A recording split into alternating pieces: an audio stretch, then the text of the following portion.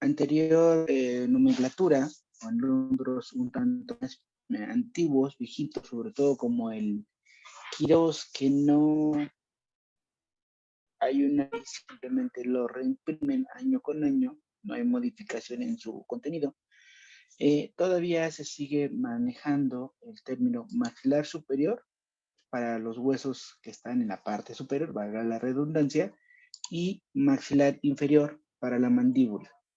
La realidad es que la nomenclatura actual implica, recuerden, que no haya términos similares, que no haya términos parecidos que se lleven o se presten a una confusión. Entonces, para esto implica forzosamente que la nomenclatura actual es maxilar, eso que está arriba, y mandíbula, el hueso que está abajo. Pero igual, si en algún momento llegasen a leer o a estudiar algún otro libro donde todavía manejan la nomenclatura anterior, bueno, que sirva que les tengan de conocimiento que son los mismos huesos. Maxilar superior, el maxilar, y maxilar inferior es la mandíbula, ¿vale? Entonces, como continuando con la forma de estudio que venimos manejando, diremos que nuestro hueso maxilar es un hueso par, de forma cuadrilátera,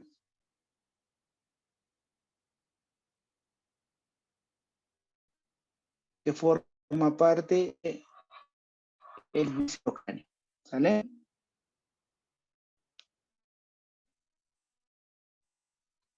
Entonces es una forma cuadrilátera que forma parte del viscerocráneo, ¿sale? Ahora, evidentemente, bueno, decíamos, nuestro hueso está ubicado en el viscerocráneo o en el macizo facial. Y entonces, por ubicación, nuestro hueso lo vamos a encontrar en la porción anterior, superior y media de nuestro cráneo, de nuestro macizo facial, perdón.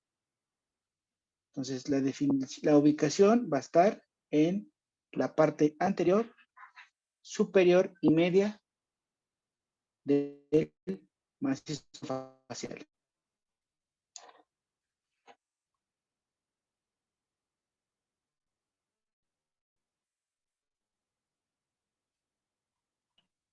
¿Podría repetir, por favor?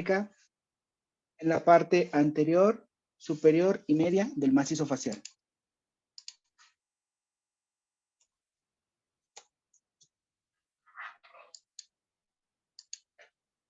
¿Vale? Entonces va a estar por referencias por debajo de nuestro hueso,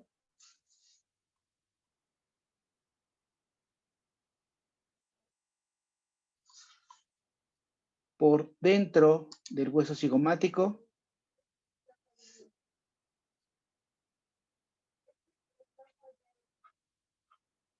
por debajo de quién, repetimos, está por debajo del frontal, por debajo del frontal, por dentro del cigomático,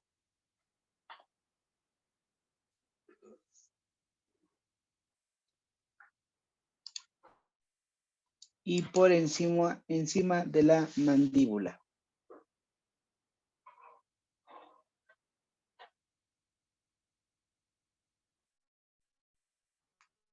¿Sale? Ahora, si se dan cuenta, aquí está nuestro hueso maxilar. Aquí falta.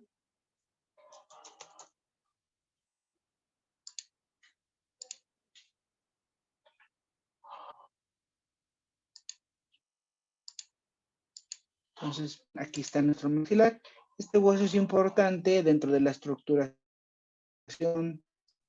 facial porque ayuda a formar la órbita, vean, aquí está nuestra órbita, ayuda a formar la cavidad nasal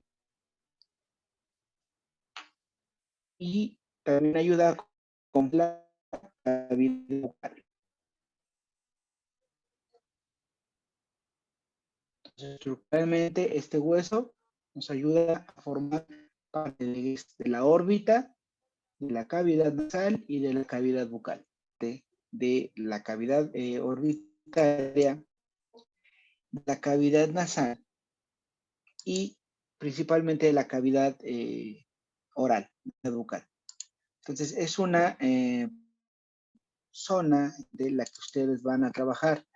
Les decía que anteriormente el cirujano dentista como tal solo se limitaba, o la carrera de cirujano dentista se limitaba en particular a estudiar y analizar la salud del órgano dentario como tal, solamente, ¿no? Ahora, ya de hace algunos años para acá, el campo de estudio cambió, por eso ahora son estomatólogos, que son el estudio de todo el aparato estomatognático. Y eso implica no solo el estudiar un órgano dentario, sino todo lo que implica la cavidad oral, o que llamamos el aparato estomatognático, que es todos los elementos de la cavidad oral, órganos dentarios, carrillos, piso de la boca, lengua, obviamente articulación temporomandibular, y todavía más aún en las subespecialidades de cirugía maxilofacial, en la intervención y conocimiento dentro de la anatomía y buena función de la cavidad nasal. Entonces, este hueso es de alta importancia porque es parte fundamental del área de estudio suyo, ¿no? No solo por los órganos dentarios, sino veremos más adelante por las cavidades que conforma y por la contacto que tiene con múltiples nervios, arterias, que vamos a ver más adelante, ¿sale?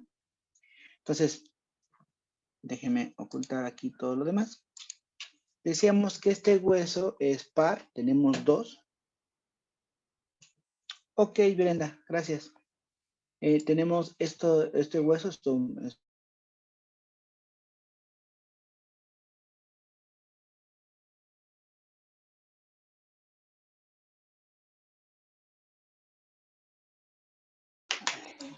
entonces les decía, este hueso tiene la forma un tanto cuadrilátera, ¿sale? Entonces, al ser cuadrilátera, vean, vamos a estudiar lo siguiente en este hueso. Entonces, evidentemente, y aquí vamos a ponerlo, vamos a hablar que este hueso va a tener dos caras. Dos caras. Una cara externa, o también llamada cara lateral, ¿sale? Y vamos a hablar de una cara interna o cara medial. Y esto es importante que se los recalque, y por eso los pongo aquí, porque cuando ustedes lo lean, en muchos libros de anatomía, bueno, en el Rouvier, por ejemplo, así lo hace, les dice, vamos a hablar de la cara externa del hueso maxilar. Y les empieza a explicar, bla, bla, bla, bla, bla, todo bonito y encantador. Y de momento les dice, en esta cara, primero vamos a hablar de la cara externa. Entonces le está explicando todo.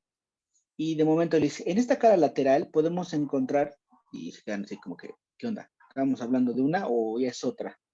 Exactamente la misma, ¿no? Solo acuérdate que externo y lateral son sinónimos, interno y medial son sinónimos. Entonces, muchos libros de anatomía tienen esa peculiaridad de ir mezclando estos términos conforme van explicando sobre una misma estructura, pero es para que ustedes entiendan que es lo mismo, no se me confunda, ¿sale? Entonces va a tener dos caras, va a tener obviamente cuatro bordes, un borde superior, un borde inferior, aquí borde superior o también denominado borde orbitario, un borde inferior,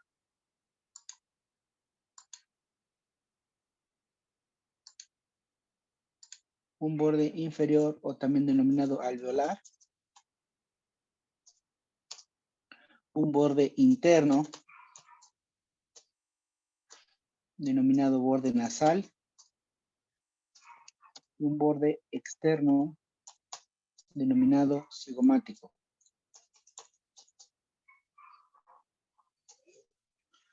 ¿Sale?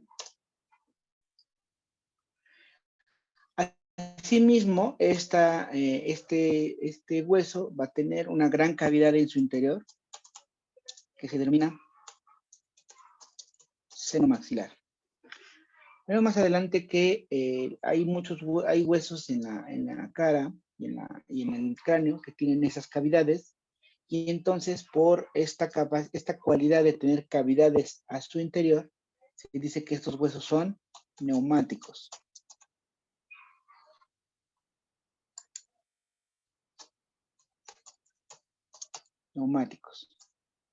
¿Sale?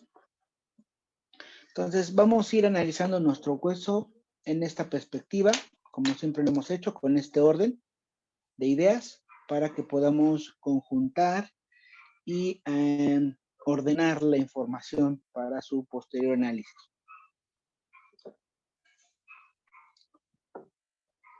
¿Dudas hasta acá?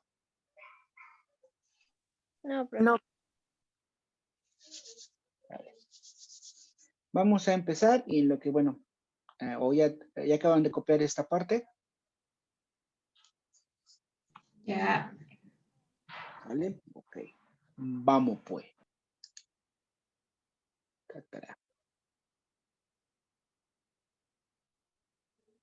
Vamos a hablar primero de las caras. ¿Sale? Las caras. Entonces, déjenme poner. Entonces, la cara primero que vamos a analizar es la que podemos ver, tocar en este momento. Entonces, la cara externa o cara lateral de nuestro hueso maxilar, esta que estamos apreciando adecuadamente. ¿Sale? Entonces, primero que nada, ¿cómo es la superficie de esta cara externa o lateral del maxilar? Lisa. Rugosa. Ah, sí, es rugosa. Es rugosa, ¿vale? Es rugosilla.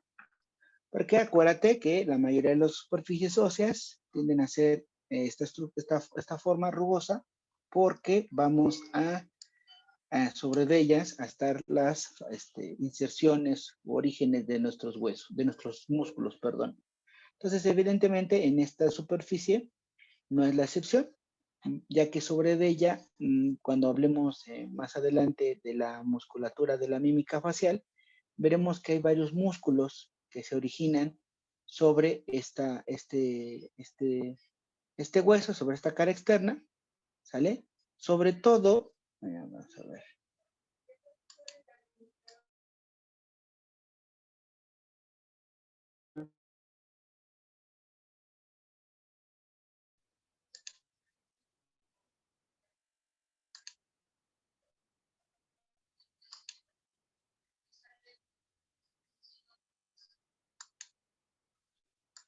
Les decía, ya esto más adelante veremos cuáles son todos los músculos que se insertan sobre este.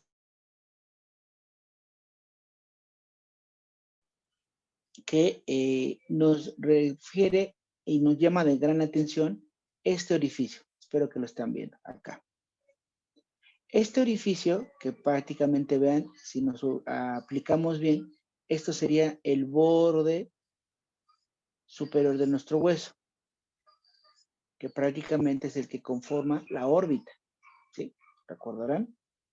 Ahora, vean cómo exactamente por debajo de ese reborde encontramos un agujero muy grande. En infraorbitario.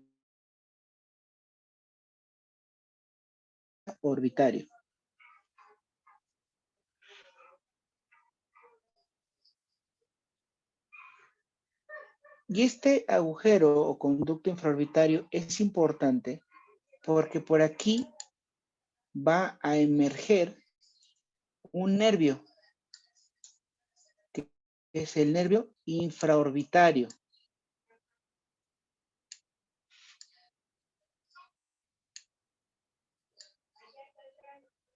El nervio infraorbitario. Este nervio infraorbitario,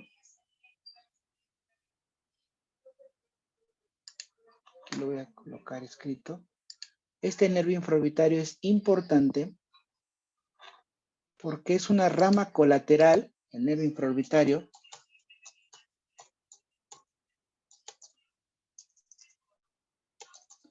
es una rama colateral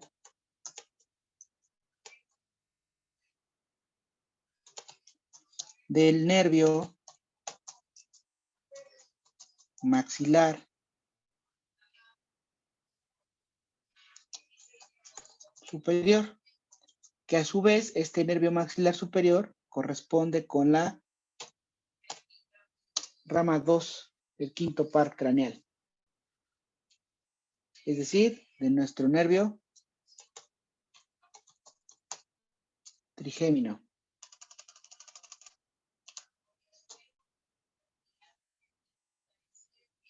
Entonces repetimos, en este agujerito, o en este gran orificio que encontramos en la cara externa de nuestro, en la cara externa de nuestro maxilar, se denomina conducto o agujero o foramen infraorbitario.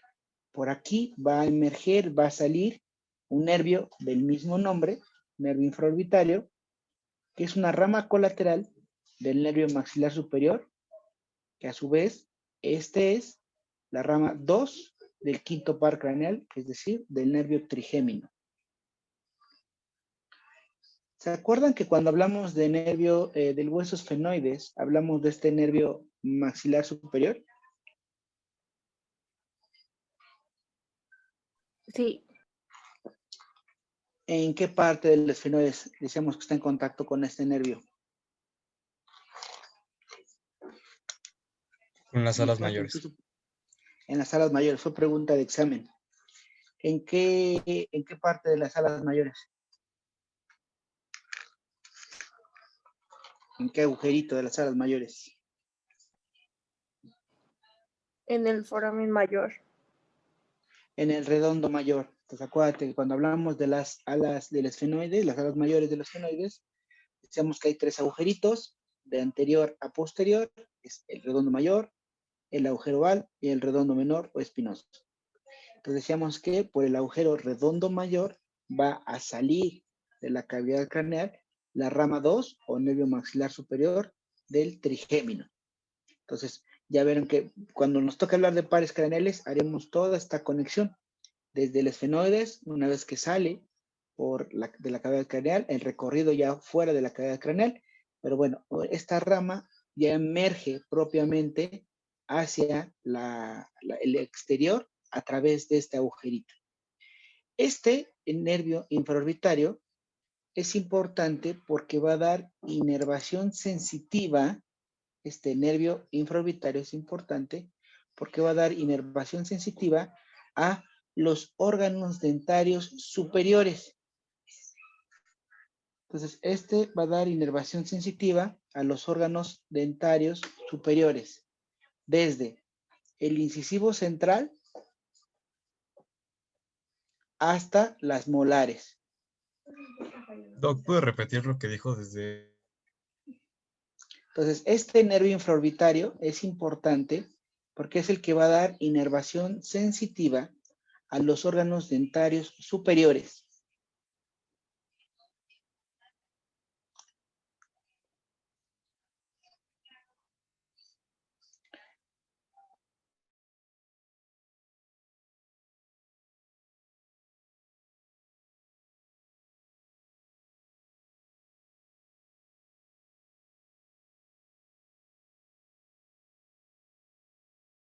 De dar sensibilidad a toda esta zona de la piel.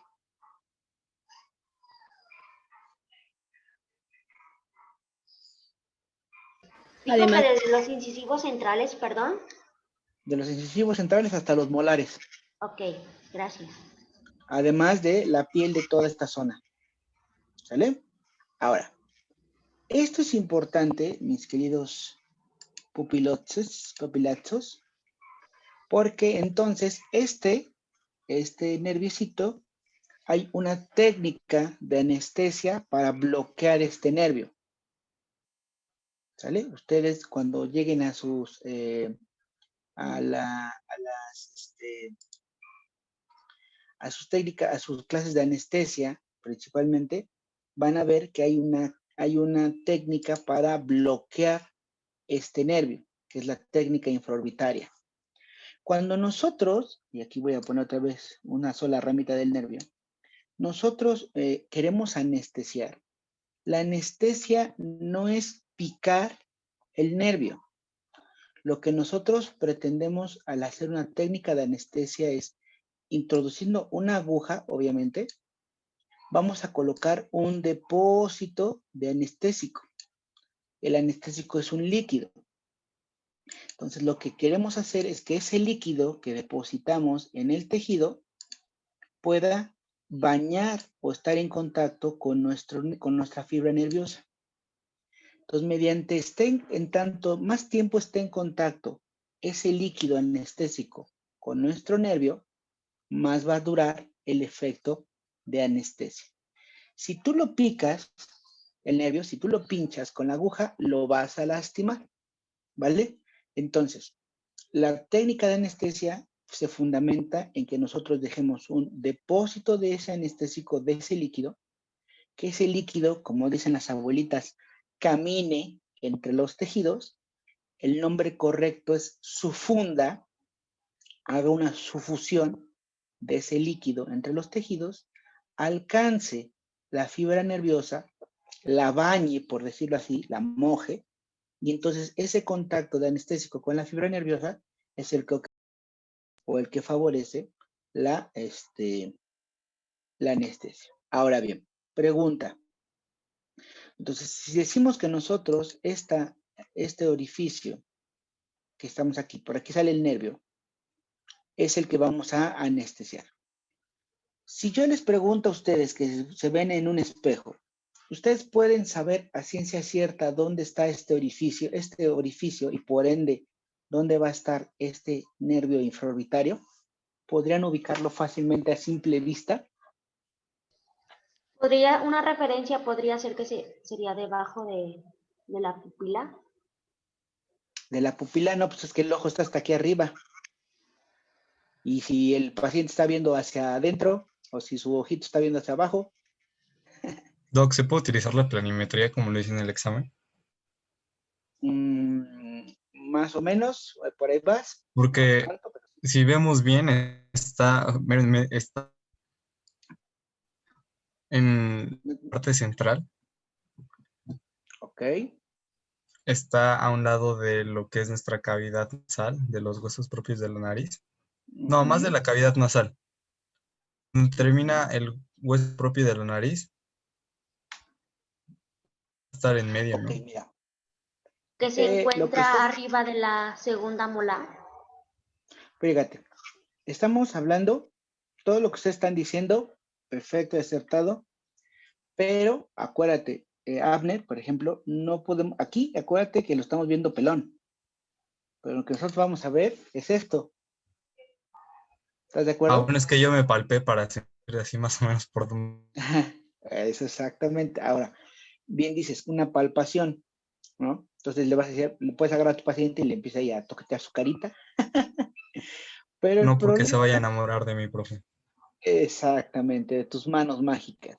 Aparte de eso, el problema de esto, o sea, sí podríamos hacerlo como dice Sabner, en el sentido de tratar de, dices, bueno, yo sé que más o menos está por acá, como decía por ahí, por abajo de la pupila, por abajo del ojito, a un ladito del canal, de lo que es el cartílago de la nariz, ¿no?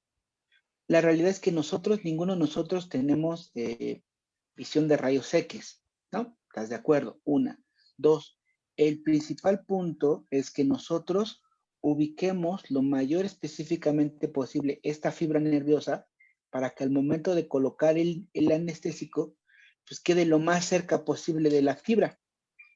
Pues imagínate, si tu nervio va por acá y tú dejas hasta acá el anestésico, va a tardar mucho en llegar a esta zona o prácticamente tal vez nunca llegue. ¿Sale? Y entonces tú estás esperando que haga efecto y nunca va a hacer efecto.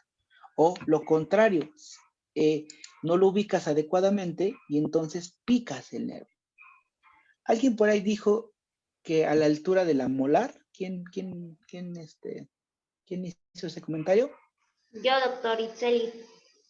Ok, Cheli, bueno, mira, la molar está acá, pero va fundamentado tu comentario. Nosotros, y les explico por qué.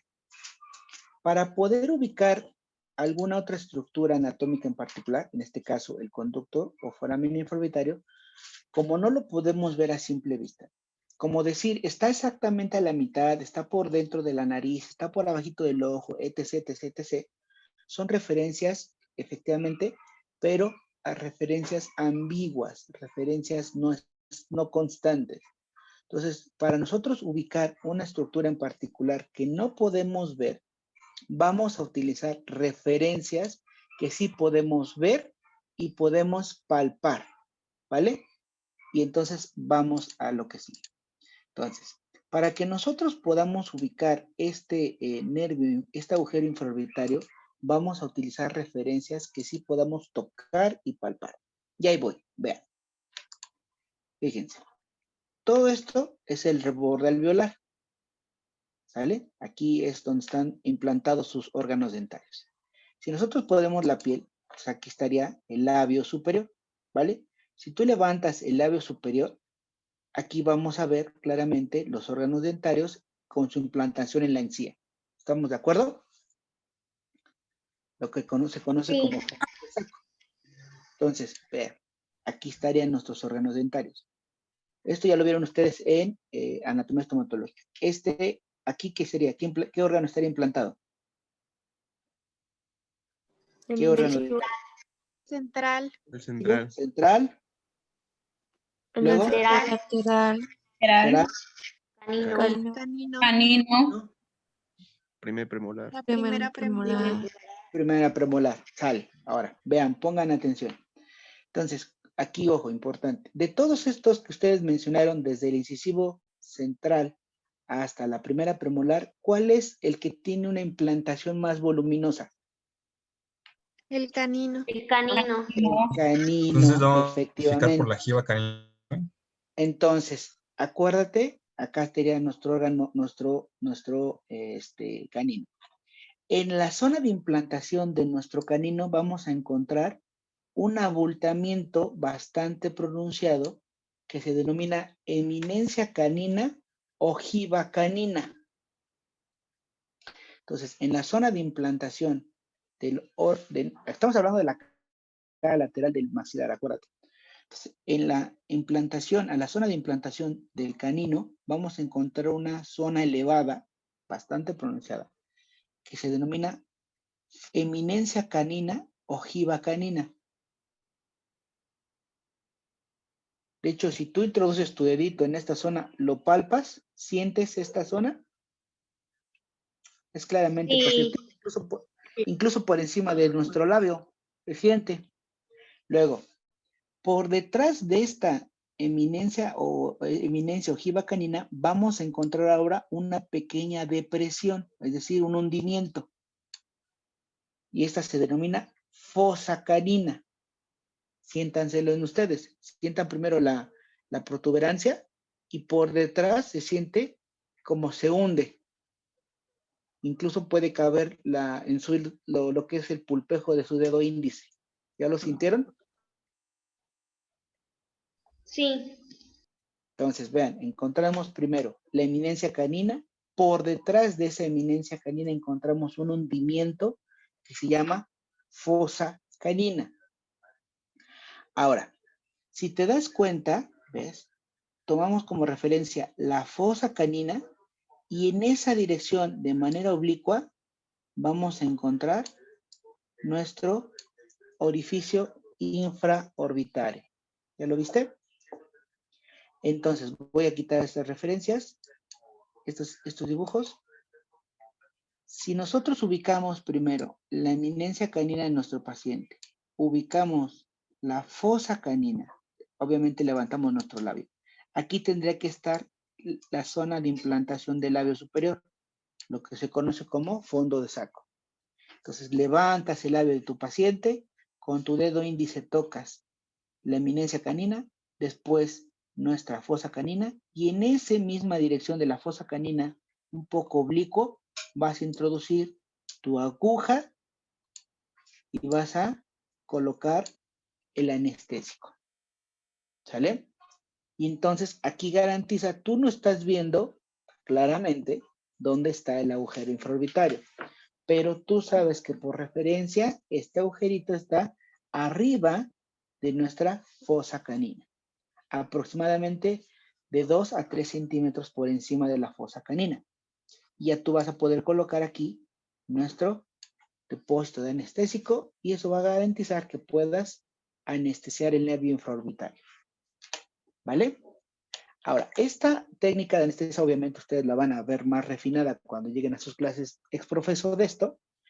La peculiaridad es que se debe de utilizar una aguja larga, obviamente, para poder llegar a esta zona, una aguja larga, y tiene complicaciones.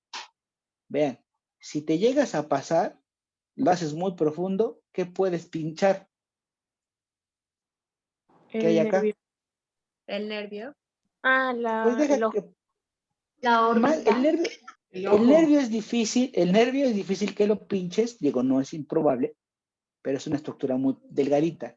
Si te llegas a pasar, efectivamente pinchas párpado inferior o puedes pinchar el globo ocular, ¿sale? Si es mucho, muy profundo, ¿vale? De hecho, esta técnica infraorbitaria está contraindicada en pacientes pediátricos. En un paciente pediátrico no haces la técnica de anestesia infraorbitaria o de bloqueo infraorbitario, porque el riesgo de que puedas inflamar, pinchar o lastimar las zonas, las estructuras del ojo es muy, muy alto. ¿Sale? Bueno, es un pequeño breviario para que vayan entrándole en materia y llegaran agarrándole la onda a esto. Doc, yo tengo Estas una duda. Sí, échala. Y si, por ejemplo, nos llegamos a pasar de anestesia, bueno, que ya viene dosificado y todo eso, pero pues no falta que te pases de anestesia, ¿qué sería lo más probable? Que toda esa parte como que se empiece a caer por la relajación del músculo. No, mira, aquí, ojo, acuérdate que cuando hablamos un poquito de generalidades, los nervios o las fibras nerviosas vamos a encontrar de dos tipos en su función. Las que conducen meramente sensaciones, es decir, calor, temperatura, tacto, presión, se denominan sensitivas. Las que tienen que ver con la función de la función de movimiento de un músculo o de un órgano, se denominan fibras motoras. Y entonces tenemos nervios que son puramente sensitivos, nervios que son puramente motores, y tendremos algunos nervios que son mixtos, es decir, que tienen ambas funciones. Normalmente, ojo, normalmente, nuestro cuerpo, o sea, vean, la organización corporal es tan perfecta que una zona orgánica tiene diferente inervación. ¿Qué quiere decir? En este caso, nuestra cara va a tener una inervación sensitiva independiente de la inervación motora. Si alguien de ustedes lo han anestesiado en la consulta dental, verán, por ejemplo, que al momento de que te anestesian la cavidad oral, uno de los primeros, en otra técnica que es la mandibular, que la platicaremos más adelante, uno de los síntomas que te dicen para ver si ya está bien la técnica, te dice el doctor, ya siente adormecida la lengua, y entonces tú dices, sí, ya siento adormecida la lengua.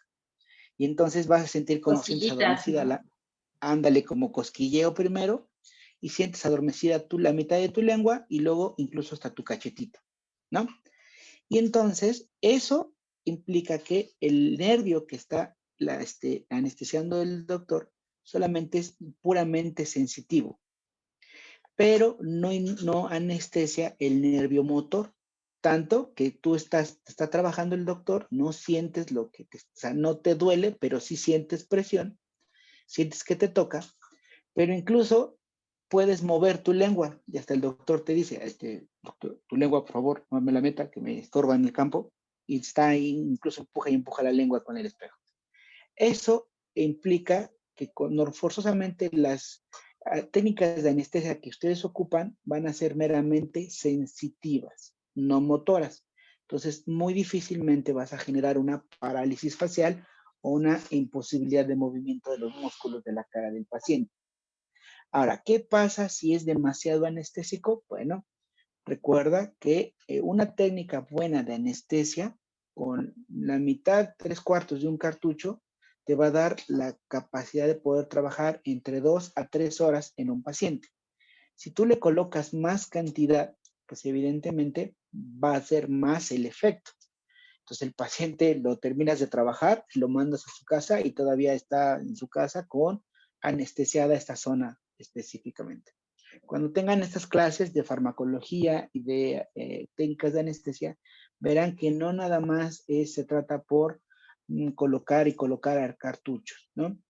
Cuando tú anestesias al paciente y no hace efecto de manera adecuada, la principal causa de fracaso de esa anestesia es por una mala técnica, ¿no? Que tú no ubicaste referencialmente adecuadamente dónde está tu nervio y colocaste el depósito muy lejos de esa fibra nerviosa y no alcanza a tocarla, ¿sale? Y entonces puede ser, por ejemplo, en esta técnica, la infraorbitaria, el miedo, la precaución excesiva a poder pinchar estructuras acá, pues mejor no me vaya a pasar, pues tu nervio está por aquí y tú dejas tu depósito de anestésico acá. Entonces, evidentemente va a tardar más de 3 a 5 minutos en poder alcanzar este líquido, tu fibra nerviosa. O de plano lo dejaste muy lejos y nunca va a alcanzar la fibra nerviosa ese depósito de anestésico.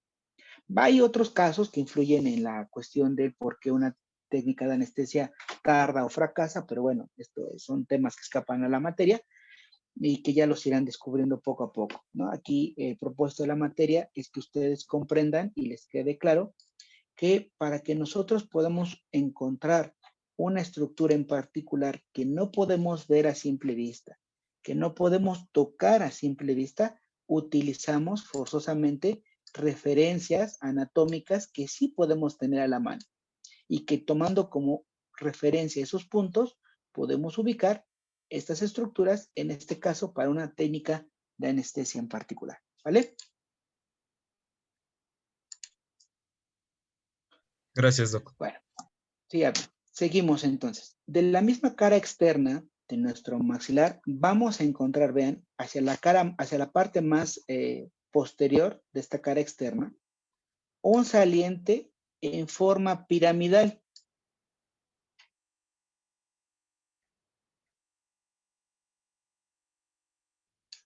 Entonces, en la cara externa, hacia la parte más posterior, vamos a encontrar un saliente en forma piramidal.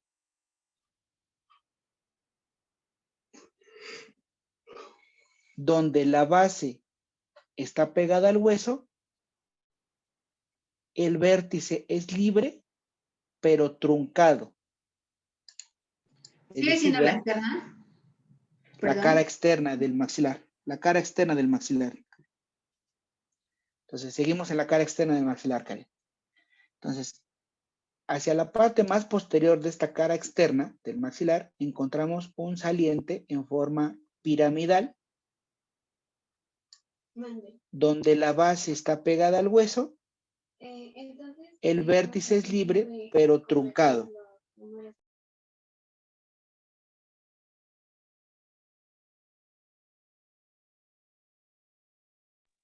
¿Sale? Esta, y aquí se las voy a encerrar, espero que la puedan apreciar bien. Aquí ven, tiene las 3 caritas. Esta se denomina protuberancia maxilar.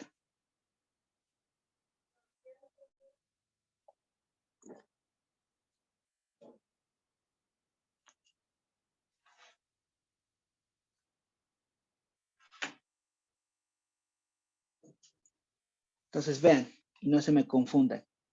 Si es una pirámide triangular, vean, tiene 3 caritas. Aquí la estamos viendo. Una cara anterior. Sí. Una cara anterior que está viendo hacia propiamente lo que es la superficie del maxilar. Una cara superior hacia donde está viendo esta cara. Hacia la órbita. Sería exactamente. Entonces, una cara superior que está viendo hacia la órbita.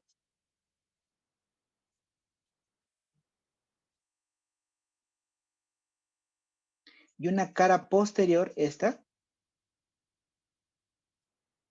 ¿Se acuerdan que aquí hay una zona así grandota que se denomina fosa infratemporal? Aquí tendría que estar nuestro hueso temporal.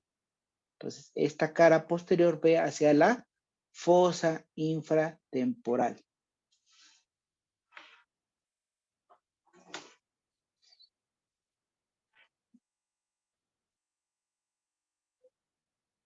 ¿Vale? Luego, esta infratemporal.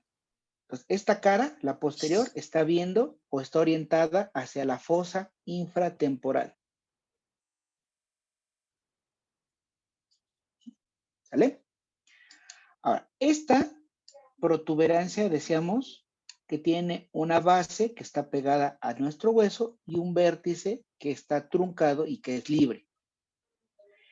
Esta protuberancia, a través de su vértice, se articula con el hueso cigomático. Entonces, aquí lo vemos, vean.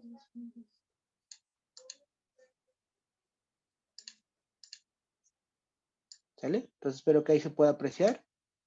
El vértice truncado, véanlo, de la protuberancia y se articula con nuestro hueso cigomático. ¿Sale?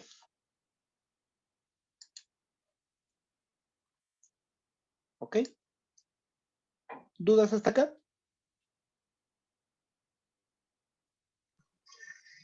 No, pues No. Sale. Vamos a hablar ahora entonces de la cara externa o lateral. Bueno, pareciera que fue sencilla, pero importante en cuanto a estructuras que encontramos en ella, ¿vale? Lo más importante, el agujero infraorbitario, por el paso de este nervio, y las referencias anatómicas, tanto de la eminencia como de la fosa canina. Vamos a hablar ahora de nuestra cara interna o cara medial.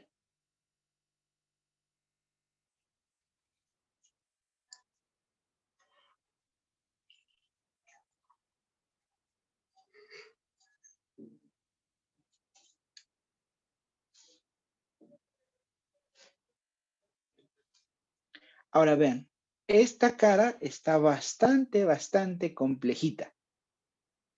Esta cara interna, evidentemente, va a estar en contacto con la cara interna del otro hueso maxilar. Si lo ponemos aquí, el otro hueso maxilar.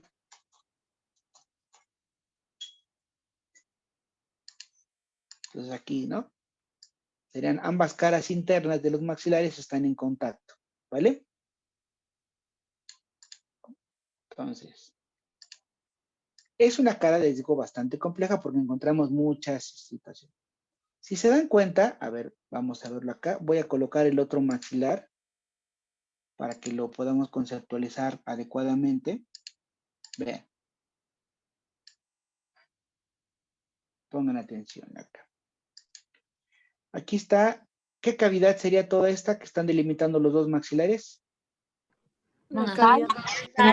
La cavidad nasal. Entonces, prácticamente entre los dos maxilares van sus caras internas, delimitan la cavidad nasal. ¿Sale? Ahora, decíamos también que nuestra cavidad, nuestro maxilar también ayuda a formar parte de la cavidad oral. ¿Sale? Entonces, aquí sí lo vemos de esta parte. Aquí vemos la cavidad nasal. No, aquí estamos viendo la cavidad oral. Entonces, aquí también vemos parte de la cavidad oral. ¿Por qué hago esta distinción? Voy a quitar un maxilar. Entonces, vean. En su cara interna o medial, prácticamente, vean, toda la parte superior de la... no me lo hizo. Entonces, en la cara lateral o medial, toda la parte superior, toda esta parte superior, corresponde a la cavidad nasal. Y toda esta parte inferior corresponde a la cavidad oral. ¿Sale? Entonces repetimos. De la cara interna o medial del hueso maxilar, la parte superior corresponde a la cavidad nasal y la parte inferior corresponde a la cavidad oral o cavidad bucal. ¿Sí? ¿Quedó clara esta parte? Sí. Entonces, repetimos para los que a lo mejor estaban un poco distraídos. La cara interna, ¿sale? De nuestro hueso maxilar, va a estar en contacto obviamente con la cara interna del otro hueso maxilar.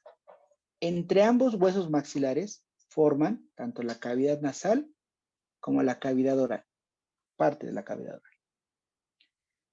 Ya quitando y analizando la cara interna, veremos que la parte superior de la cara interna del maxilar corresponde a la cavidad nasal.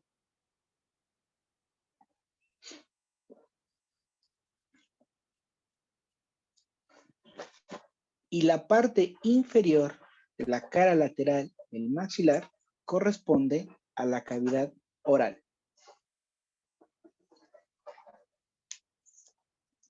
¿Podría repetir eso, doctor, por favor? Vale, entonces la parte superior de la cara lateral del hueso maxilar corresponde a la cavidad nasal. La parte inferior de la cara lateral del hueso maxilar corresponde a la cavidad oral. ¿Sale?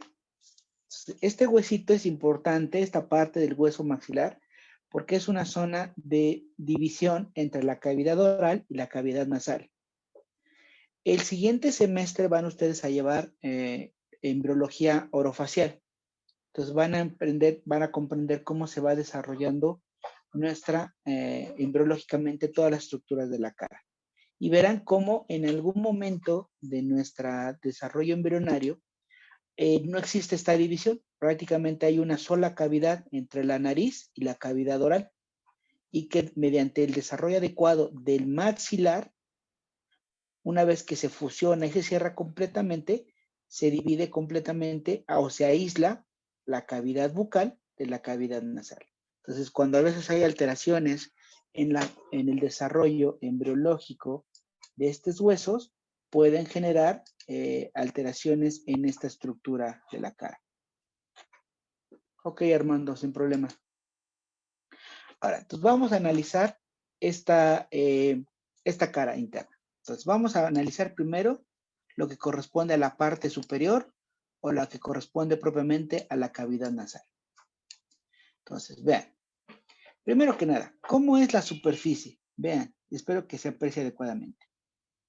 A diferencia de la cara externa de nuestro hueso maxilar, esta cara interna tiende a ser la superficie muy lisa, ¿no? Muy lisa porque aquí no hay inserción muscular, ¿sale? Y esta cara prácticamente está recubierta por una fina capa de mucosa.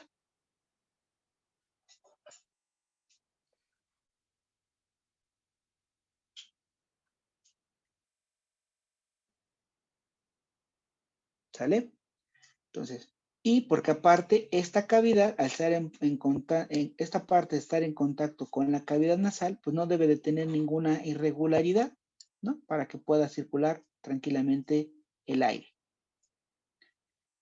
Primero, ¿qué nos llama la atención? Vámonos de adelante hacia atrás. Entonces, para que se me ubiquen. Aquí está anterior, aquí es anterior y aquí es posterior, ¿sale? Para que no se me pierda. Entonces, vámonos de anterior a posterior. Lo primero que vamos a encontrar, y espero que lo vean adecuadamente, vemos un canal que va desde arriba hacia abajo. Vean, acá está. Vemos un canal bien marcado. Y aquí incluso se los voy a marcar todos.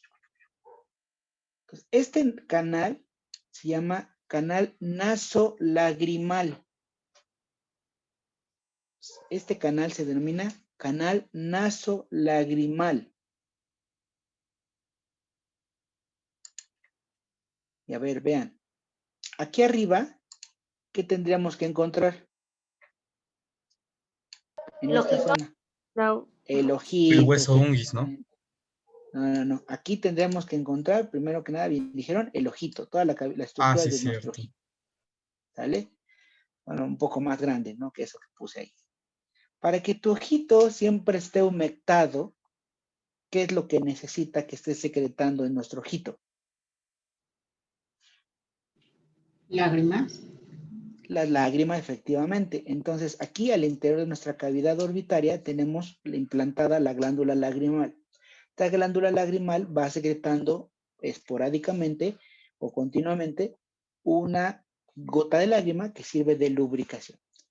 Para que esa gotita, esa lágrima, a fin de cuentas es líquido, debe tener un drenaje, debe tener una zona de salida. Para que esa gota no se acumule en la cavidad orbitaria, tiene un orificio de salida que es hacia este conducto nasolagrimal. Entonces, la gotita hace su función de lágrima y la vamos a drenar o la vamos a sacar de la cavidad oral hacia este conducto.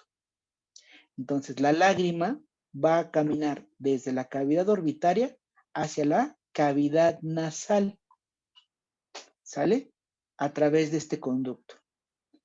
Por eso, cuando nosotros nos colocamos, nos ponemos, tenemos alguna infección ocular y te colocan una gota de medicamento aquí, en tu ojito, y estás acostado, sientes cómo el medicamento pasa, el agüita pasa por tu cavidad nasal, sientes que escurre una vez que te ponen la gotita e incluso sientes cómo puede llegar hasta tu garganta. Y algunas personas dicen, ay, hasta la probé. Pues es esa comunicación. Sí, sabe, dice, ¿cómo es posible que si me puse una gota en los ojos, estoy sintiendo en la boca el sabor amargo de esa gota? Pues por este canal de comunicación. El canal nasolagrimal. Comunica la cavidad orbitaria con la cavidad nasal y evidentemente pues hay una comunicación hacia la cavidad oral. Este conducto es importante porque hace ese drenaje de la lágrima. Obviamente, cuando nosotros lloramos, ¿no? O hay un exceso de secreción lagrimal, pues evidentemente este conducto es ineficiente, ¿no? Y por eso las gotas de las lágrimas escurren por enfrente de nuestros ojos, es más cantidad. En algunas personas, este conducto puede incluso se llega a tapar por una infección, por exceso de contaminación o simplemente por alguna reacción alérgica. Y entonces el paciente todo el tiempo, su lágrima está escurriendo por el ojito. Esto debe de corregirse con el oftalmólogo, hace una recanalización de este conducto mediante algunas ondas especiales para que el drenaje continúe de manera adecuada. ¿Vamos bien hasta ahí? Ahora ya saben por qué cuando se colocan una gota en el ojo, sienten que les escurre líquido por la cavidad nasal y a veces incluso pueden llegar a probar este medicamento que se colocaron en el ojito. ¿Sale? Siguiente. Y al De revés adelante. puede ser también, Doc. ¿Mande? Al revés puede ser también, o sea, como de la garganta hacia el ojo. ¿Han visto? Hay algunas personas, no sé si lo han checado. Los que dicen, récords, ¿no? ajá, que toman leche o algún líquido, pujan y están sacando el líquido por el ojo. Sí se puede hacer, pues es un conducto, no es un conducto, digamos, que tenga una barrera especial, o sea, es bidireccional, como bien dices, puede fluir líquido del ojo hacia abajo o de la cavidad oral hacia arriba. Es, digamos, hasta cierto punto, aquí es lo que hacen estas personas es tomar el líquido, entra el líquido hacia la cavidad nasal y a través de la cavidad nasal lo pueden botar por el conducto nasolacrimal. ¿Lo pueden hacer? Sí se puede hacer. ¿Es correcto? Pues no es correcto porque no debería de haber gran cantidad de líquido en la cavidad nasal, y menos algún tipo de alimento, ¿no? Pero sí se puede, sí puede pasar. Tanto que lo hacen. Profe, ¿y a poco no les afecta eso? En el ojo o así. Sí, pues te digo, a la larga a la larga, el utilizar una estructura anatómica para lo que no está hecha, acuérdate que la mucosa de esta zona tiene una función específica, pero para el aire. Y si está en constante contacto con un líquido, puede generar inflamación de la mucosa y afectaciones sobre todo en la olfacción. De hecho, digo, hasta los nadadores o las personas que, por ejemplo, que hacen el nado sincronizado, que están mucho tiempo bajo el agua, su cara, se colocan una pinza en la nariz para evitar que el agua ingrese a la cavidad nasal porque es muy irritativo, ¿no? Cualquiera de nosotros ingresa algún líquido en la cavidad nasal y es muy irritativo. Entonces, evidentemente, pues sí, a la larga es una alteración, ¿no? No está hecho para esto. Luego, ¿qué otra cosa encontramos y de gran relevancia? Vean, aquí vemos esta gran cavidad. ¿Sale? Esta cavidad se denomina seno maxilar. Seno maxilar. Les decía que nuestro seno maxilar es, o nuestro hueso maxilar, perdón, por esta cavidad tan grande que posee en su interior, se denomina que es un hueso neumático.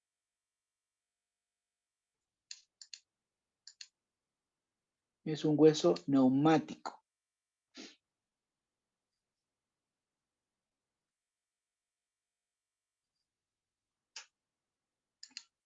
¿Sale? Entonces, está por detrás del canal, ¿no? Del canal, exactamente. Prácticamente todo este seno maxilar, vean, es prácticamente un tercio, ¿no? De lo que es la cara, del espesor de nuestro hueso. Es una gran cavidad. Tiene dos funciones. La primera función mecánica tiene que ver con la resonancia de la voz. Es decir, las cavidades al interior de nuestro cráneo, al interior de los huesos del cráneo, sirven para poder transmitir el sonido.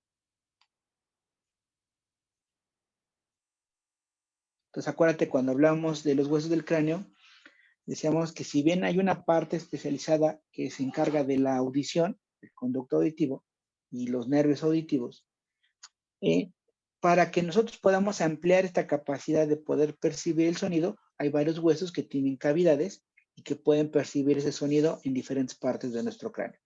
Tanto es que si tú te tapas los oídos con un tapón, incluso tapones especializados, tú hablas, tu propia voz se puede seguir escuchando y puedes seguir escuchando algunos sonidos de baja intensidad por esta transmisión aérea. En el caso del seno maxilar, su función mecánica es para la resonancia de la voz, es decir, nos ayuda a modular la capacidad de la fuerza y la entonación de nuestra voz al hablar. Entonces, esa es la función mecánica, por decirlo así.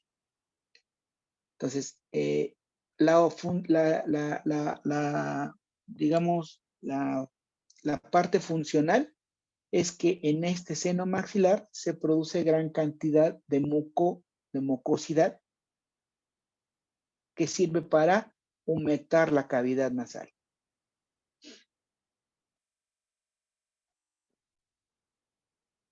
¿Podría repetir, Doc, por favor? Entonces, como una parte funcional de este seno maxilar es la producción de una gran cantidad de mucosidad, de tejido mucínico, para humectar la cavidad nasal.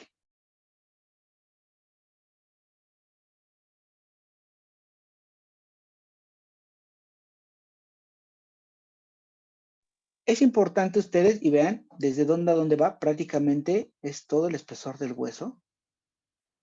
Entonces, vean que prácticamente aquí, obviamente repetimos, aquí estaría nuestra órbita.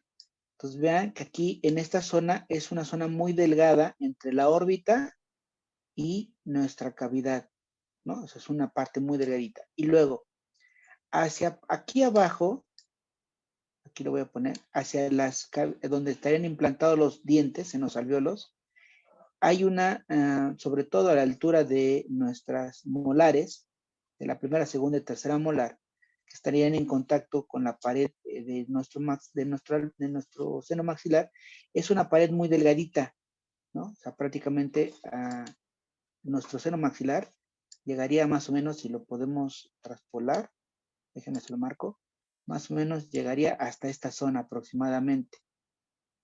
¿Sale? Entonces aquí, más o menos a esta altura, estaría la implantación de sus raíces, de sus órganos dentarios. Y aquí estaría el germen de su tercera molar. Es importante que ustedes sepan que están en contacto esta cavidad porque cuando llegan a hacer extracciones de la primera, segunda o tercera molar, hay un pequeño, muy pequeño espacio entre los alvéolos y el seno maxilar. Y si hacen una tracción muy fuerte, un exceso de energía cinética sobre este alvéolo en particular, pueden llegar a perforar el alvéolo, ¿sale? Y llegan al seno maxilar. Hay veces que incluso hay casos documentados en el que, por ejemplo, hacen extracción de primera molar y se fractura la raíz y la están ahí escarbando, buscándola, fracturan el seno y nuestra raíz se va al seno maxilar, se queda ahí metida. Entonces ahí es, digo, acuérdense, no es tener miedo, es simplemente tener precaución en cómo van a hacer las cosas. ¿Sale? ¿Dudas al respecto hasta acá? No. Luego, entonces, quedamos entonces que esta cara interna o medial de nuestro maxilar, toda esta parte superior corresponde a la cavidad nasal y toda esta parte inferior corresponde a nuestra cavidad oral. Ahora, ¿quién delimita ese espacio entre la cavidad nasal y la cavidad bucal?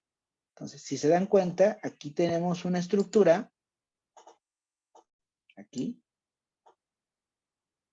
ósea, bien delimitada, que es la que divide propiamente la cavidad nasal de la cavidad oral. ¿Sí lo vieron? Entonces aquí te lo voy a remarcar todo. Esta estructura se denomina apófisis palatina del maxilar. Entonces, repito, la apófisis palatina del maxilar es una estructura, vean, de forma que rectangular. La apófisis palatina del maxilar es una estructura de forma rectangular que va a dividir la cavidad nasal de la cavidad oral. Entonces, la apófisis palatina del hueso maxilar es una estructura en forma rectangular que su función es dividir la cavidad nasal de la cavidad oral.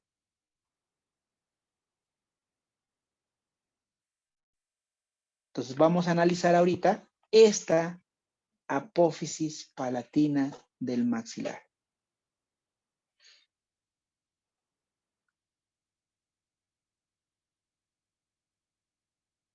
Entonces, esta zona que divide la cavidad oral de la cavidad nasal de la cavidad oral se denomina apófisis palatina. En conjunto con otro hueso, lo voy a poner acá.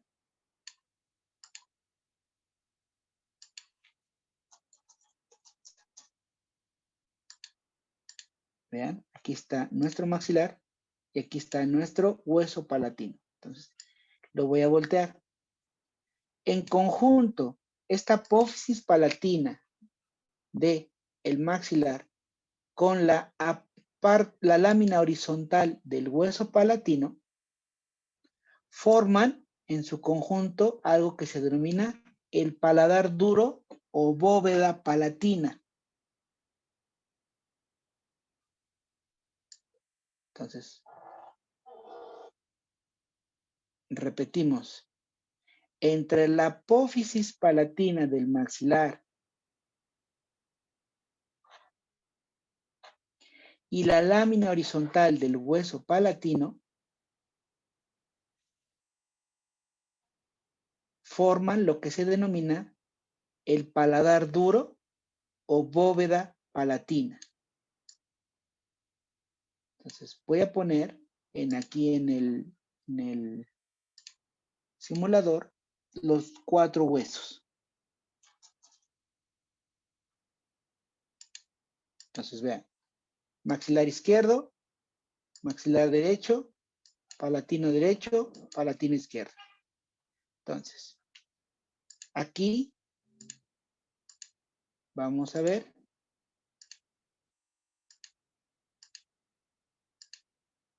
Todo lo que está en azul son los maxilares y lo que está en clarito son los palatinos. Todo esto, vean, todo esto es la bóveda palatina o paladar duro. ¿Quién lo conforma? La apófisis palatina de los maxilares, tanto derecho como izquierdo, y la lámina horizontal de los palatinos, tanto derecho como izquierdo. Esto es importante porque las 3/4 partes anteriores de este paladar duro las forma el maxilar y la 1/4 parte posterior la forma el hueso palatino.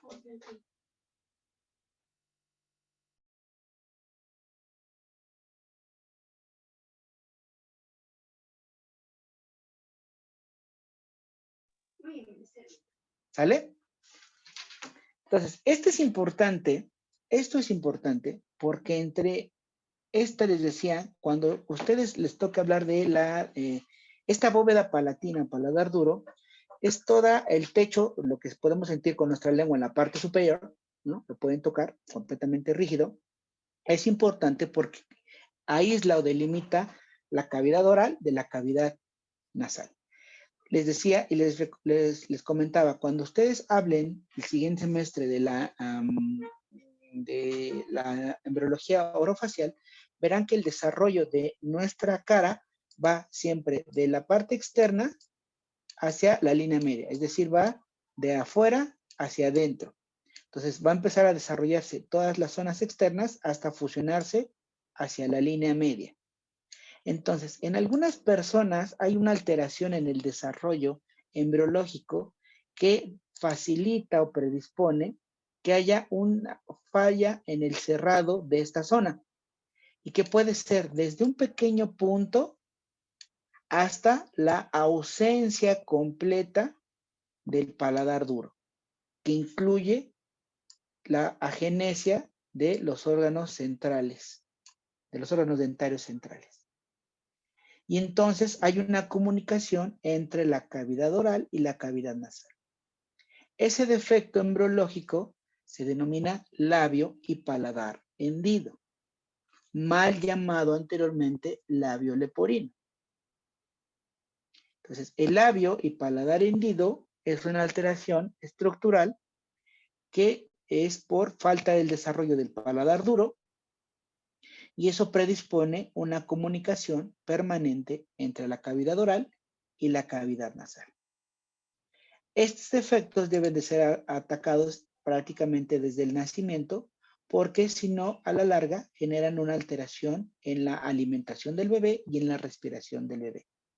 Y les repito, esta alteración del desarrollo puede ser desde un pequeño puntito hasta la pérdida completa o la falta de desarrollo completo de todo el paladar. Y que les digo, a veces incluye pérdida o falta de desarrollo de los órganos incisivos centrales. ¿Sale? Ok. Dado este breviario cultural, vamos a continuar. Entonces, déjenme seleccionar los demás huesos que no nos interesan. Y vamos a seguir. Ahora,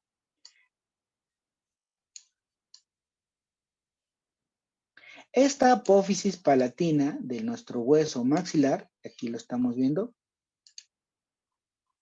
les decía, tiene una forma un tanto rectangular. Si tiene una forma rectangular y es aplanada, ¿cuántas caras va a tener? 2. 2 caras, porque es aplanadito. Entonces, vamos a hablar. Entonces, tiene 2 caras. Esta apófisis palatina. Entonces va a tener 2 caras. Va a ser una cara superior. Esta, hacia arriba. ¿Hacia qué cavidad está viendo la cara superior?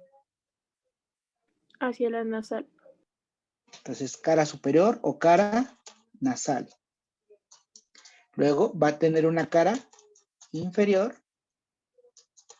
¿O hacia qué cavidad está viendo la parte inferior? Bucal.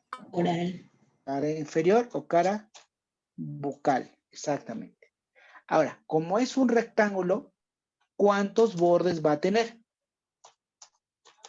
4. 4 bordes, ¿no? Un borde interno, un borde externo, un borde anterior y un borde posterior. ¿Sale? Sí, ya les dije que esta cara estaba complicada y este hueso en particular está complicadito. Hasta yo ya me cansé.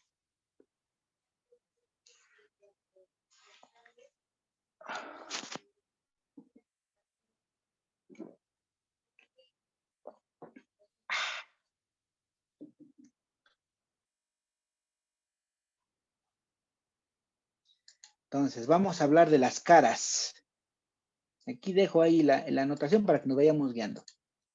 La cara superior o nasal. No hay mayor problema. Vean, es una cara completamente lisa, ¿no? Aquí se ve claramente, es muy, muy lisa.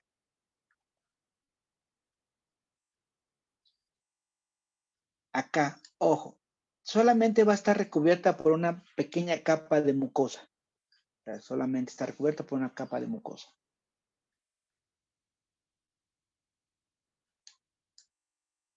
Y vean, lo pongo así de frente, no se me pierda. Ahora, vean, voy a tratar de mover el hueso aquí para que no estorben las letras.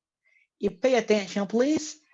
Esta es la cavidad nasal, toda es la cavidad nasal. Acá estamos viendo la cavidad nasal, aquí tendría que estar nuestro otro hueso maxilar. Ahora bien, la cavidad nasal va a tener paredes.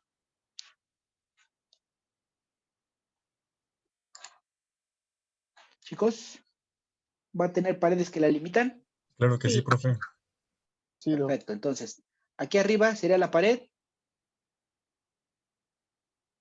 Superior. Superior. Esta sería la pared Lateral. lateral o externa, efectivamente. Aquí tendríamos que ver la pared Interna. interna. Y entonces, esta sería la pared Inferior. inferior. Ahora, entonces, vean, no se me pierdan y se me hagan bolas. Estamos hablando, aquí lo vuelvo a mover de este lado, todo esta es la, perdón, todo esta, esto es la cara superior de la apófisis palatina, ¿vale? Entonces, esta cara superior, ¿qué pared de la cavidad nasal forma? La inferior. Inferior. Exactamente. Entonces, ahí vean el jueguito de palabras. La cara superior de la apófisis palatina forma la pared inferior de la cavidad nasal. Cada que llega este tipo de juego de palabras, hasta como que los disfruto tantito. Es como un trabalenguas, ¿no? Entonces, la cara superior de la apófisis palatina forma la pared inferior de la cavidad nasal. ¿Sale? Luego, vamos a hablar ahora de la cara inferior. La cara inferior, a diferencia de la cara superior, tiende a ser más rugosa, más áspera. Tiende a ser más rugosa, más áspera.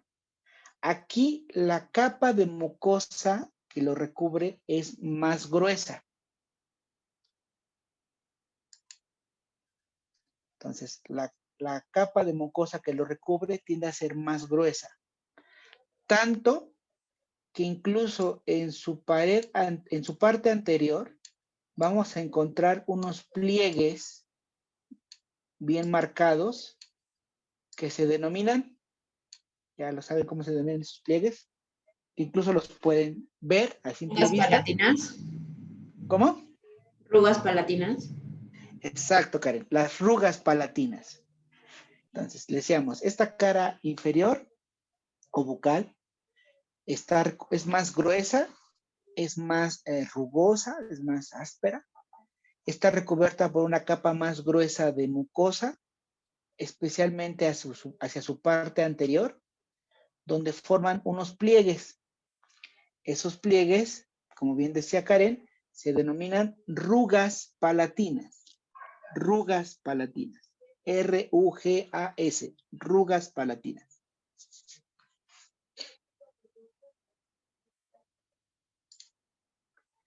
Entonces, mismo símil. A ver, la cavidad oral va a tener igual. Aquí sería pared lateral, pared posterior. Aquí tendrá que estar su pared interna, pared anterior, pared inferior. Y aquí sería pared superior. Entonces, la cara inferior de la apófisis palatina forma la pared superior de la cavidad oral. Entonces, la cara inferior de la apófisis palatina forma la pared superior de la cavidad oral.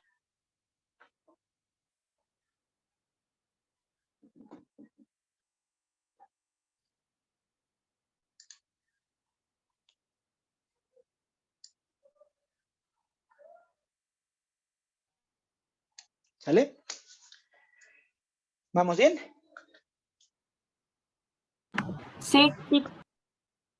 Sale. Ahora, vamos con los bordes. Primero, el borde interno. Pues es este, ¿no? Borde interno. El borde interno no tiene mayor complejidad, está pegado al hueso, ¿no? Borde interno está pegado al hueso.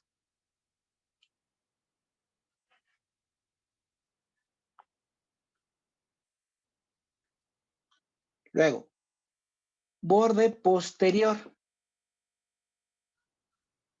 El borde posterior es libre, que quiere decir que está flotando. Y vean, aquí lo voy a marcar, es este. Todo esto. El borde posterior. Vean, borde posterior es libre y vean, es más ancho en su parte interna y más delgado, digo, es más ancho en su parte externa, perdón, y más delgado en su parte interna.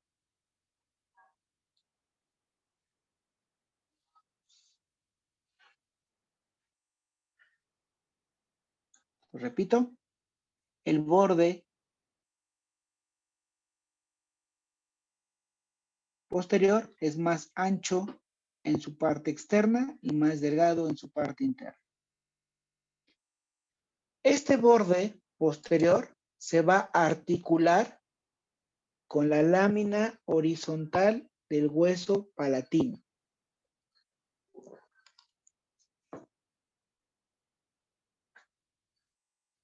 Este borde posterior se va a articular con la lámina horizontal del hueso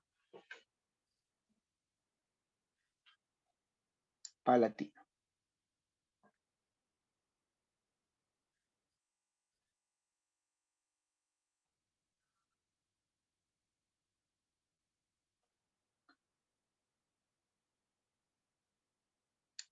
el borde anterior de esta apófisis palatina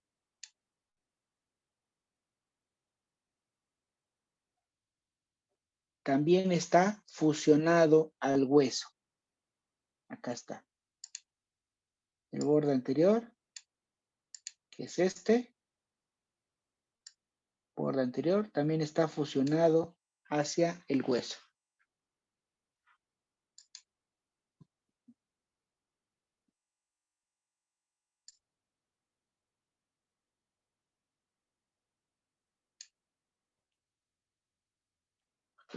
¿Cuál nos falta por ver?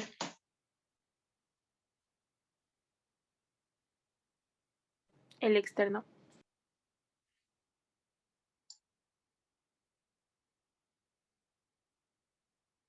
Entonces, el externo.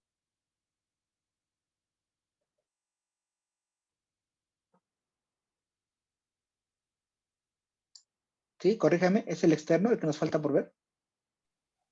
Sí, ¿O ya me profe. equivoqué yo Sí. también? Sí. ¿Ok? Así es el externo. Ok. Entonces, vean. Fíjense cómo borde es más de adelante, de atrás hacia adelante, vean, más corto y más ancho hacia la parte anterior. ¿Sale? Entonces, más corto, más delgado en la parte posterior y más ancho en su parte anterior. ¿Sale? Estas, vean, en la parte más posterior, aquí lo estoy marcando, bueno, voy a quitar estos rayones para que lo puedan ver. Estas dos salientes, ven, aquí hay un saliente en forma picudito, y aquí hay un otro saliente en otro picudito, y va a tener un borde completamente, vean, muy delgado. ¿Sale? Entonces, repetimos, vean cómo este borde en la parte posterior es más angosto y en la parte anterior es más ancho. Y entre ambos tiene dos salientes en forma de espinas, tanto en la parte posterior como en la parte anterior. Y ambas espinas, vean, están unidas por un borde muy delgado. ¿Sí? Ahora, ¿por qué es importante esto? Vean, lo voy a colocar así. Ya voy a borrar esto para que no nos haga la mosquita.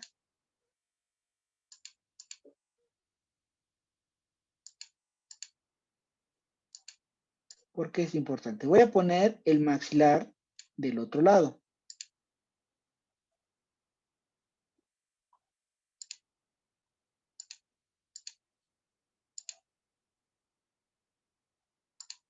Entonces vean, aquí estamos viendo los dos bordes. Vean cómo se unen este borde con el borde del otro lado.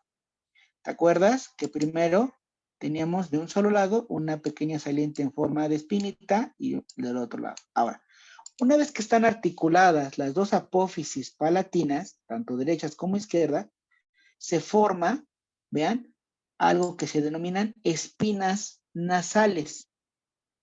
Entonces se forma la espina nasal posterior, que es pequeñita, y la espina nasal anterior, que es bastante prominente.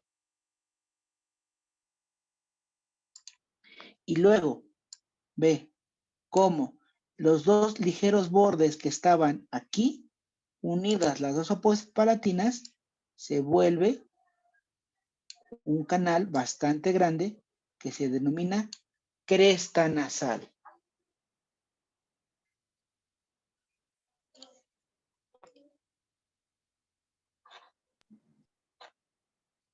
Entonces, repetimos, una vez que se articulan las dos apófisis palatinas de los maxilares, tanto derecho como izquierdo, vean, en la parte posterior se forma un saliente en forma de espina pequeñita, que es la espina nasal posterior. hacia adelante, aquí lo estamos viendo, se forma la espina nasal anterior.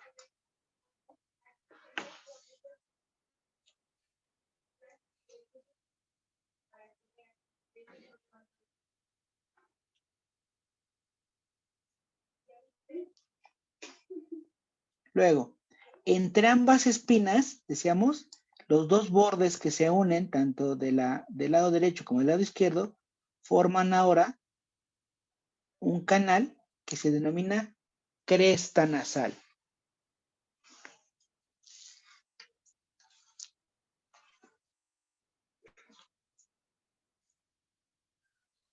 ¿Por qué es importante? Bueno, aquí lo vamos a ver. Primero que nada, sobre esta cresta nasal se va a articular el hueso Vomer. Aquí lo estamos viendo. Entonces, sobre esta cresta nasal se va a articular el hueso Vomer. ¿Ya lo vieron? Aquí está el Vomer en azul. Y aquí estarían nuestras crestas nasal, la cresta nasal de las apófisis palatinas. Acuérdate que el hueso Vomer, junto con la porción perpendicular del etmoides, forman el tabique nasal.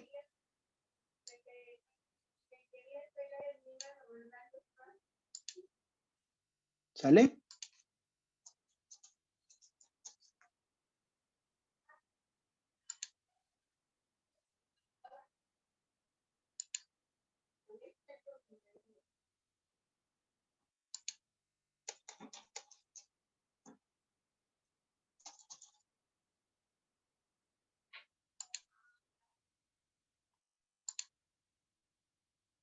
Luego,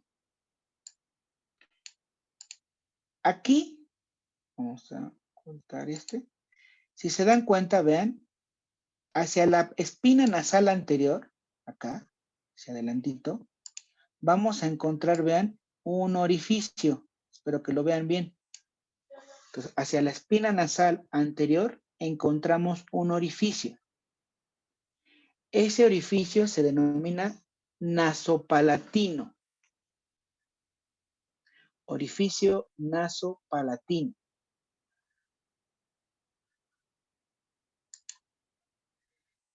Este orificio va a atravesar desde la cavidad nasal, lo voy a voltear.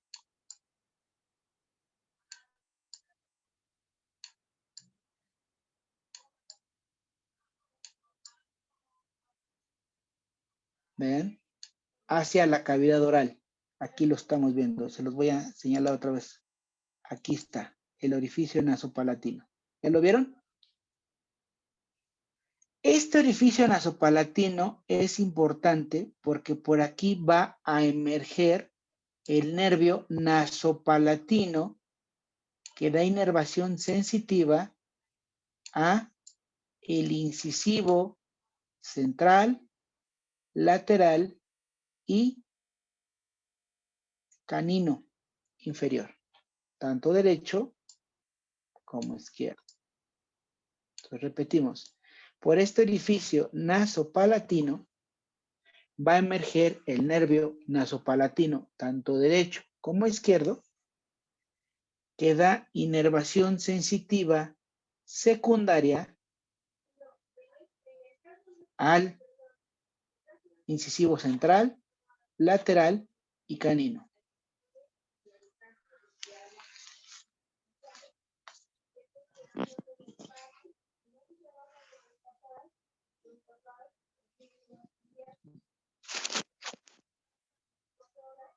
¿Sale? Repetir, por favor. Entonces, aquí en este orificio nasopalatino va a emerger el nervio nasopalatino, tanto derecho como izquierdo, el cual da inervación sensitiva secundaria al incisivo central, lateral y canino superiores. Entonces, cuando a veces ustedes tengan que trabajar, hacer ahí van a ver en técnicas de anestesia que se llaman técnicas tronculares y técnicas de refuerzos secundarias. Las técnicas tronculares implican que bloquean un nervio grande que inerva un gran territorio sensitivo. Y las técnicas secundarias sirven de refuerzo. ¿Qué quiere decir? El nervio, los nervios alveolares, la mayoría cuando trabajan ustedes en estos incisivos centrales, primero central, lateral y canino, muchas veces la técnica troncular da una inervación no al 100%, no anestesia al 100%. Y a veces tienen que bloquear el nervio palatino o nasopalatino para poder trabajar adecuadamente estos nervios. Entonces, ¿cómo lo ubicamos? Vean, por referencia. Aquí está nuestro orificio. Exactamente detrás de dónde está este orificio. De la línea media. ¿Y detrás de qué órganos dentarios? De los incisivos centrales. De los incisivos centrales. Entonces, si tú necesitas hacer este bloqueo secundario de este nervio, ubicas tus incisivos centrales exactamente en la línea media y vas a introducir tu aguja en este punto para colocar el depósito de anestésico y bloquear el nervio nasopalatino anterior. ¿Cuál es el problema aquí? Decíamos que esta zona solamente está recubierta por mucosa, aproximadamente unos 2 milímetros de mucosa. No hay otra cosa. Entonces tú introduces tu aguja corta, invariablemente vas a picar ¿a quién? ¿Al nervio? No. Nariz. ¿Qué? ¿A la nariz? No, aquí estás en la cavidad Al oral. paladar, ¿no? Se encuentra el hueso. Al paladar duro. ¿Se podría Entonces, ¿te decir que en la acuerdas parte que del rafe palatino? Ándale. Entonces, cada vez que tú introduces, por más que quieras evitar, al hacer un bloqueo de este nervio, vas a picar el paladar duro. ¿Te acuerdas que decíamos que todos los huesos tienen una envoltura que los aísla? ¿Cómo se llama esa envoltura, esa membrana que los aísla? Todos los huesos. Periósteo. ¿El periqué? Periósteo. El periósteo. Periósteo. Acuérdate que el periósteo es una membrana altamente inervada, es decir, que da bastante sensibilidad. Entonces, si a alguno de ustedes les han colocado la anestesia palatina, la técnica palatina, duele porque invariablemente la aguja pincha el periósteo de la bóveda palatina y les genera mucho dolor. Esto es inherente, inevitable, porque es una zona de mucosa muy pequeñita la que está ahí. ¿Sale? Bueno, ¿dudas hasta acá? No, profe. Bueno, entonces aquí nos falta por ver solamente los bordes de nuestro hueso, los 4 bordes del hueso y con quién se articula, ¿vale? Ahora bien, voy a tomar estos últimos 2-3 minutitos que nos quedan de clase, voy a detener la grabación.